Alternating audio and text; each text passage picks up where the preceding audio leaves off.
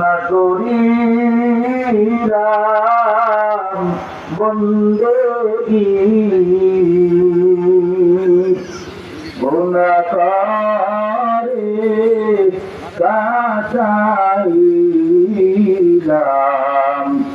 জিন্দেগী, গুনাহগারে কাটাইলাম জিন্দেগী। এবার যুবক পাহাড়ের চূড়ার মধ্যে গিয়া আল্লাহ পাক রব্বুল আলামিনকে দেখে আর কয়, রে মালিক, আপনি ছাড়া তো আমার কেউ নাই।